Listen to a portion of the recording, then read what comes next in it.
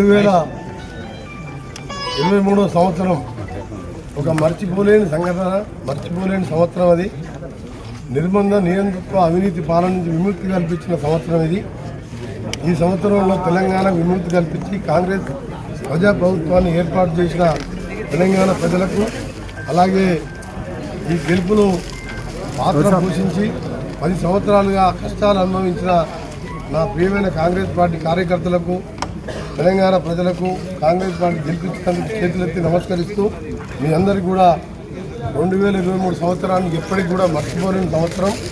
దానికి వీడుకోలు పడుతూ 2024 సంవత్సరం ఒక అద్భుతమైన సంవత్సరంగా 2024 నుంచి రాబో 20 సంవత్సరాల వరకు కాంగ్రెస్ పార్టీ తెలంగాణ ప్రజల్ని గుండెల్లో పెట్టుకుని చూసుకుంటుందని ఈ నూతన సంవత్సర శుభాకాంక్షలు తెలియజేసుకుంటూ, అలాగే సంక్రాంతి పండుగ శుభాకాంక్షలు తెలియజేసుకుంటూ, గత అనుభవాల దృష్ట్యా 1, 2, 3, 4, 40 కుటుంబాలు బాగుపడ్డ తెలంగాణకు ఆ రోజు తెలంగాణ 66 దశాబ్దాల తెలంగాణ ఉద్యమం 4 కోట్ల మంది ప్రజలు బాగుపడాలి, మన సంపదన, మన ఉద్యోగాలు, మన నీళ్లు ఆంధ్ర వాళ్ళు దూసుకెళ్తున్నారని 60 సంవత్సరాల ఉద్యమం జరిగితే ఆ రోజు తెలంగాణ 400 మంది అసలు బాసిన అమరులు.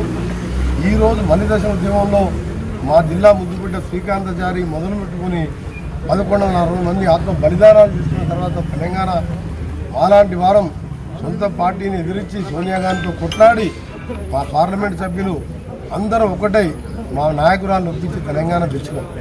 కానీ జరిగింది ఏందో మీ అందరికీ తెలుసు.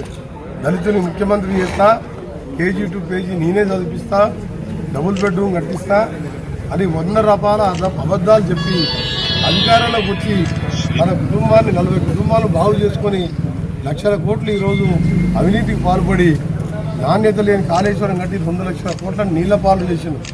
సముద్రం పాలైపోయినట్టు మొన్న 2 రోజుల క్రితం గౌరవ ముఖ్యమంత్రి గారి ఆదేశాల మేరకు major irrigation minister Uttam Kumar Reddy గారు 5 మంత్రులను ప్రాజెక్టు సందర్శిస్తే మేడిగడ్డ కుంగిపోయింది 5 మీటర్లు, మీన సుందిల్లా అన్నారం ఇప్పటికే బుడిగలు వేస్తే అది కూడా ఎప్పుడు పోతుందో తెలియదు. మిల్లర్స్లో ఇవాళ జరిగిన అవినీతి 16,000 కోట్లని అన్ని పత్రికల్లో రాసినాయి. ధాన్యం మిల్లర్ దగ్గర ఉంటే కూడా దాన్ని కూడా పట్టించుకోలేదు. దానికి అర్థమైందంటే కొడుకు బిడ్డ అల్లుడు కేసీఆర్ చేతిలో తప్ప ఏ మినిస్టర్కి అధికారం లేకుండే. కానీ ఇవాళ మా ముఖ్యమంత్రి గారి నాయకత్వంలో అందరం టీం మెంబర్స్, మినిస్టర్స్ కానీ ఎమ్మెల్యేలను కానీ ఒక టీమ్గా పనిచేసి స్వచ్ఛమైన పరిపాలన అందిస్తామని ముఖ్యంగా 2 విషయాలు ఈరోజు చెప్పదలుచుకున్నా. మేము ఇచ్చిన ఇందిరమ్మ 6 గ్యారెంటీల్లో 2 ఇప్పటికే 2వ రోజే మేము ప్రమాణ స్వీకారం చేసిన 7th అయితే 9th రోజు మహిళలకు ఉచిత ఆర్టీసీలో ప్రయాణం దాదాపు రోజు 30 నుంచి 35 లక్షల మంది ప్రయాణిస్తున్నారు. రోజు 10 కోట్లు మా మీద భారం పడుతుంది. భారం కాదు, అది మా బాధ్యత. పేద మహిళలు పెరిగిన బస్ ఛార్జీని భరించలేక అదొక నిర్ణయం తీసుకుని ఇంప్లిమెంట్ చేస్తున్నాం. దాదాపు రోజు 10 కోట్లు భారం కాదు. ఇప్పుడే చెప్పినట్టు మేము మహిళలకు ఒక కానుకలాగా చెప్పిన మాటను చెప్తున్నాం. ఆరోగ్యశ్రీ అనేది పేదవానికి వరం లాంటిది. రోగం వస్తే పేదవానికి భూములు ఉండవు, ఆస్తులు ఉండవు, అప్పులు ఇవ్వరు, మరణమే దిక్కు. ఒక మనిషి మరణిస్తే ఆ దేవుడు కూడా తీసుకురాలేడు. దాన్ని 5 లక్షలకి వెళ్ళి 10 లక్షలు పెంచుతూ మా గౌరవ ముఖ్యమంత్రి రేవంత్ రెడ్డి గారు మేమందరం కలిసి క్యాబినెట్లో నిర్ణయం తీసుకొని అమలు చేస్తున్నాం.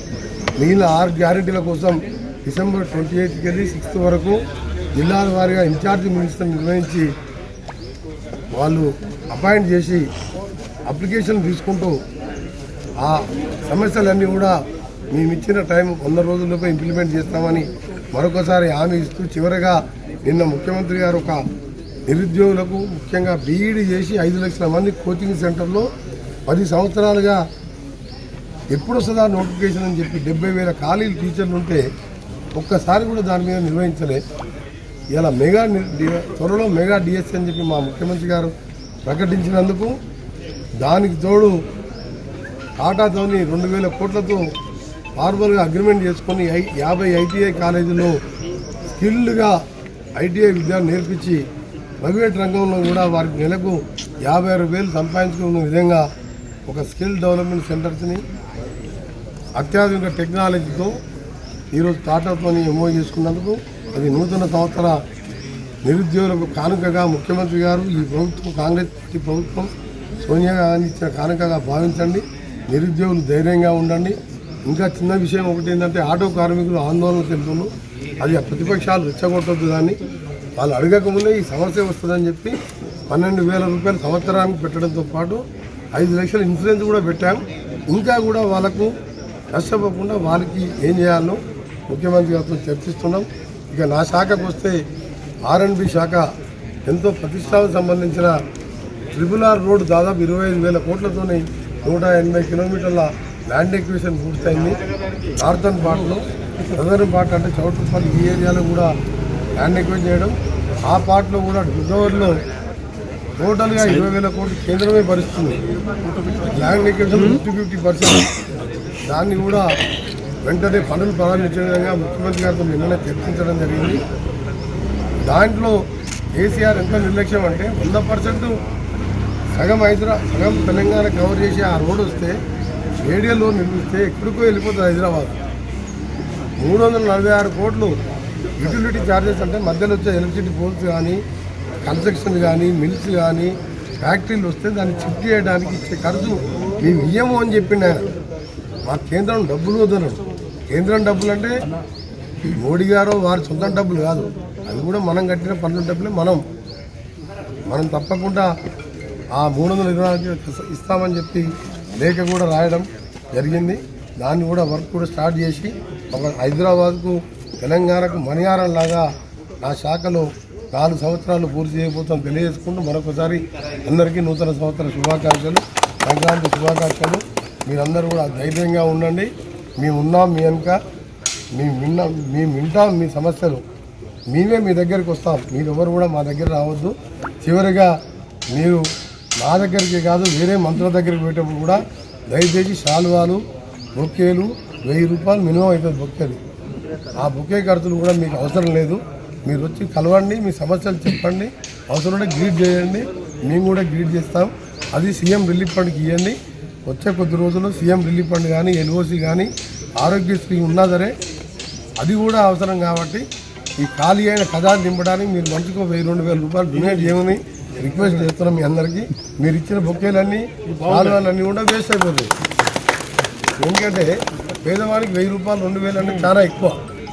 మీరు మా దగ్గరికి మా అభిమానిగా వస్తున్నాం, కాంగ్రెస్ పార్టీ గెలిపించిన వస్తున్నాం, తప్పకుండా మీ సమస్యలు ఏంటో పరిష్కారం చేస్తాం. దానికి మాకు బొకేలు ఇవన్నీ ఇస్తే దాన్ని మేము మళ్ళీ డస్ట్బిన్ GHMC వాళ్ళకి ఇవ్వాల్సిందే కదా. దాని బదులు మీ సీఎం రిలీఫ్ ఫండ్కు 1,000 రూపాయలు ఇవ్వండి. సీఎం రిలీఫ్ ఫండ్తో ప్రజలకు ఆదుకుంటాం. అందరికీ ధన్యవాదాలు. అందరికీ నమస్కారం. హాయ్ అండి, నేను మీ కార్తికేయ. TFCC లైవ్ ఛానల్ని లైక్ చేయండి, షేర్ చేయండి, సబ్స్క్రైబ్ చేసుకోండి. This is Nikhil. TFCC ఛానల్ని ఎంకరేజ్ చేయండి, లైక్ చేయండి, subscribe. Hello, this is heroine Alekhya Angel. TFCC live ఛానల్ని లైక్ చేయండి, షేర్ చేయండి, సబ్స్క్రైబ్ చేయండి. TFCC ఛానల్ని లైక్ చేయండి, షేర్ చేయండి, సబ్స్క్రైబ్ చేయండి. నేను మీ హీరోయిన్ మౌర్యాని. Thank you. అందరికీ నమస్కారం, నేను మీ Geetha Madhuri. TFCC live like చేయండి, షేర్ చేయండి, సబ్స్క్రైబ్ చేయండి. హాయ్ అందరికీ నమస్కారం, నేను మీ Madhupriya. Please like, share, subscribe to TFCC live. Please subscribe TFCC. TFCC channel like చేయండి, షేర్ చేయండి.